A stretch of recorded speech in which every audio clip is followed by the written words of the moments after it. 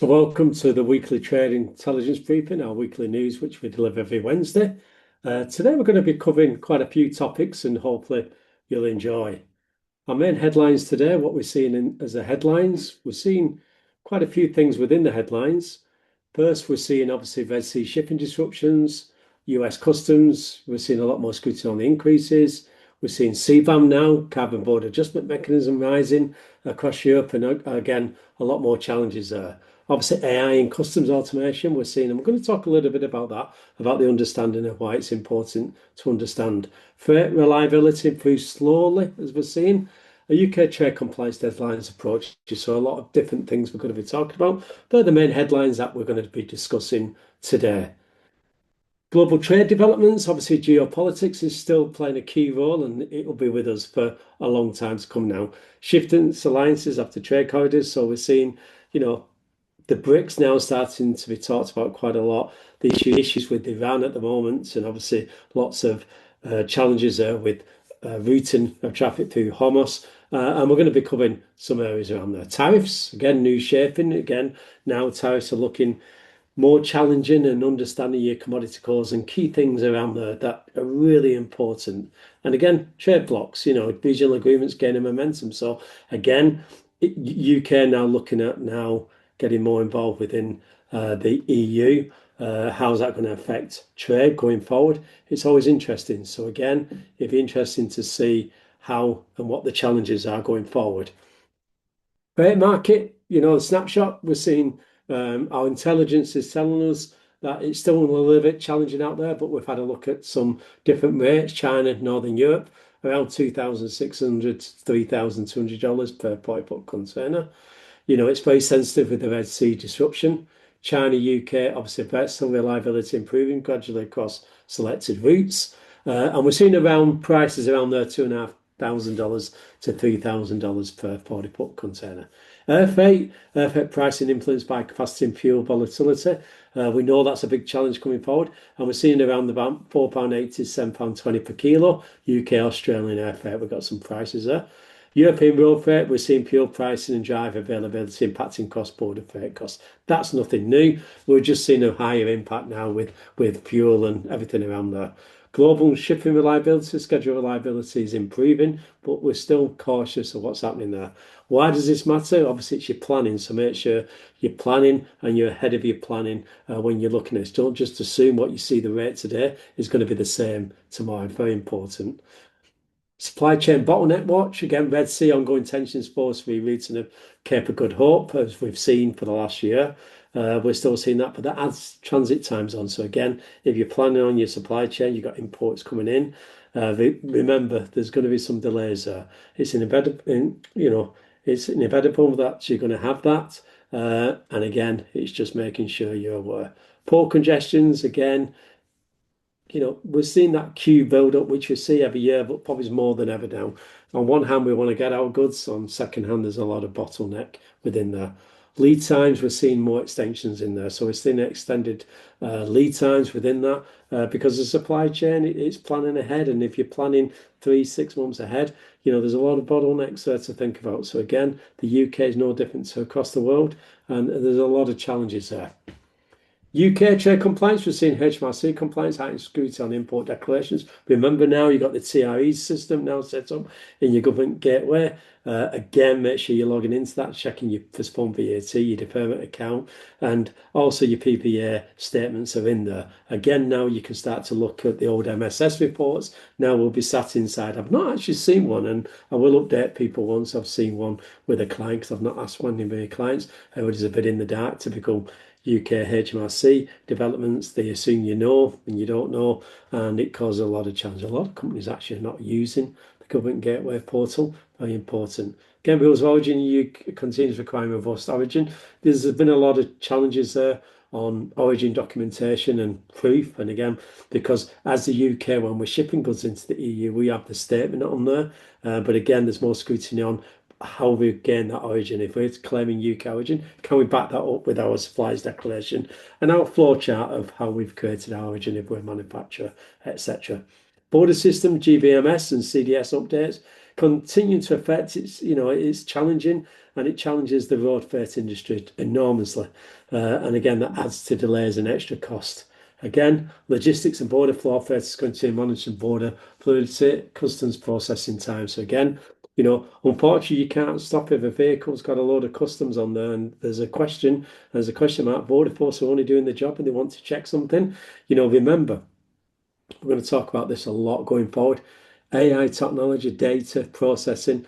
There's a lot more things now that HMRC, WCO can now see, and that creates a lot more challenges on the movement of goods. You might have got away with it in the past by not doing things quite correct. You're not going to get away with it going forward. That's the other thing to think about. WCO and WTO, World Trade Organization, dispute settlements proceeding with multilateral trade negotiations continue. So the WTO, they're there to make sure trade facilitation is working and it allows trade to globally work. There's a lot of challenges with there where countries will argue with each other, and there's a lot of protection within that. So again, WTO under a huge amount of pressure. And also they're there to obviously allow developing countries to have sustainability within their countries. So again, it's a big challenge for the WTO. The WCO, the World Customs Organization, are much more around the harmonized border management frameworks, digital transformation, impact on classification, valuation, and origin. I'm going to talk a lot about origin because origin is one of them key areas that has been around for many centuries and many centuries been abused. And if you can tune into our history channels on a Sunday, we will be talking about that. It's very interesting, and you start to understand that all these things just evolve. There's nothing different to what happened many years ago, just in a different format. Customs Enforcement and Audit Watch, again, we're seeing customs increase post-clearance audits targeting preferential origin claims, classification, valuation. When we talk about transfer pricing, it's the transfer pricing from you to either your third party or your own company going somewhere else that you're meeting the required valuation pricing. Especially on a transaction, because if it's too low or you're undervaluing it, it gives it a competitive edge. And also duties and taxes and and everything else is paid at the rate that's obviously been put onto that customs declaration or onto the commercial invoice. So again, these are key things that they're looking at. But the reason I put this on there is because start thinking of AI. AI now is getting clever enough to start being able to check mass information, mass data. And this is where now there's probably more chances of being checked and have customs checks, have origin checks than probably ever before. If you've not had these checks, get your diagnostics. It's very important. And on top of that, we've got the CBAM. So we've got the Carbon Border Adjustment Mechanism that obviously is in the EU, and a lot of confusion, a lot of challenges within there. The EU Carbon Border Adjustment continues its phased implementation. That will go live eventually. My feelings on anything to do with the CBAM. I think it's a protection from the EU, and that's up to them. But it causes a lot of challenges to anybody exporting into the EU. Supply chain sustainability reporting, expanding scope 3, emissions disclosure, and becoming competitive. Again, you have to be on top of this. You have to start doing your reports because this might be expected now going forward from your buyers. So if you're an exporter and you want to be ahead of the game, these are the key things to really think about. Very important. AI and digital trade, I've talked about it. AI customs, smart border systems, trade digitalization. They're coming. They won't be far off. Give it another year and they'll be there. And this puts even more pressure on, are you controlling your compliance in a full capacity and understanding your compliance? Do you know exactly where all your exposure is of all your goods coming in as raw materials? Do you understand how you're keeping all them records and how you're then transferring it into your origin yourself, or when you're creating that origin?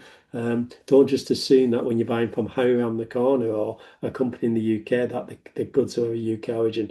There's a lot more scrutiny now on origin, because ultimately, if there's a trade deal from an origin, if you're claiming a UK origin into a country, the country or the import is not paying any duty, and they could be paying duty. So that's a loss to the governments who obviously that's where they collect the taxes and it's not claimable. And that's where they use the taxes, obviously, the duty taxes that they use, that infrastructure and everything else around there. So again, a lot of challenges ahead.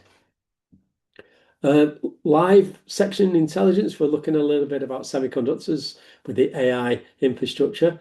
Global semiconductor market projected to exceed 1 trillion by 2030. That's what our data is telling us. Major investment regions, United States, Europe, Taiwan, South Korea, Middle East. This is big.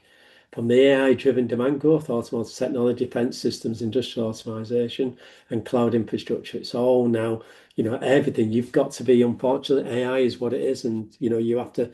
And we'll talk about this a lot when we talk about trade, how it evolved.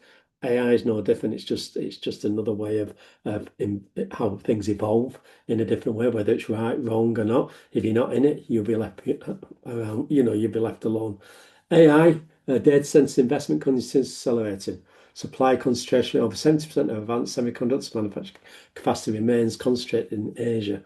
So again, when all this conflict and everything's happening within your supply chain, it puts huge pressure on you because there's a lot of things that you have to know.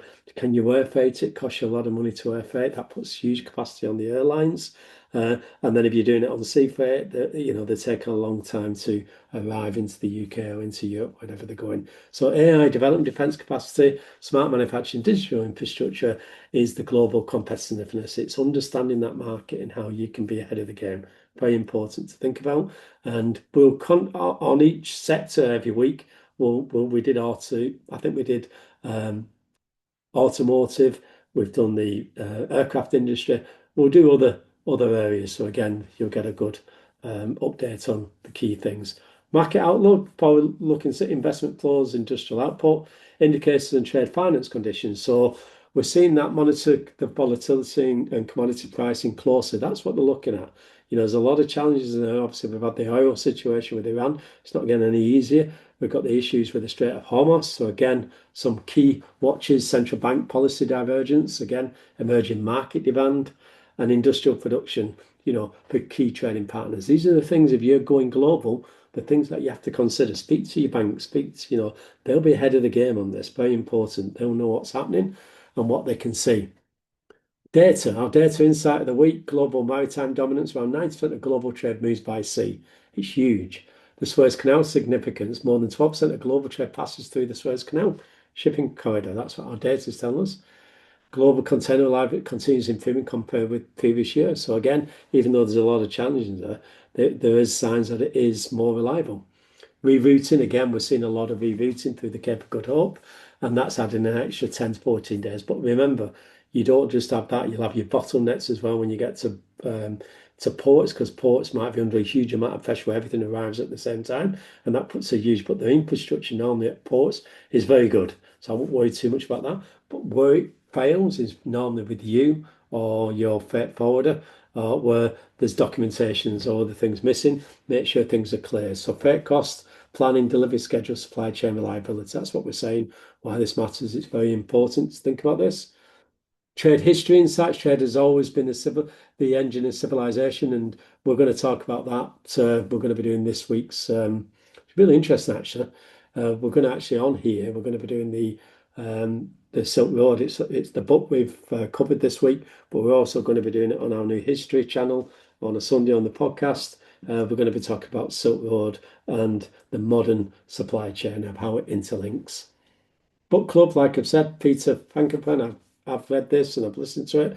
He explores how trade and empires and energy and logistics, how it all interconnects. It's really interesting to see how the different involvements are from the camel. We call it the camel caravan. It's kind of where they all went on camels and then they went to horses.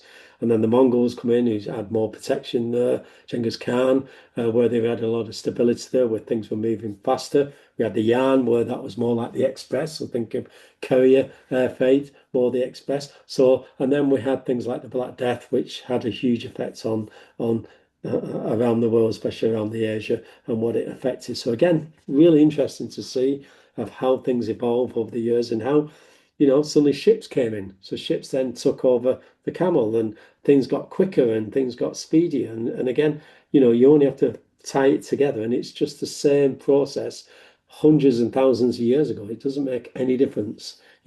Many modern supply chain channels still reflect historic trade realities, choke points, regional power shifts, control the trade corridors, maritime security. It's no different, is it? Let's be honest, a lot of protection out there at the moment, and we're still seeing that. So does things change? Not really. And again, if you get a chance on a Sunday, you just want a nice quiet listen, we're going to be doing the history on the Silk Roads.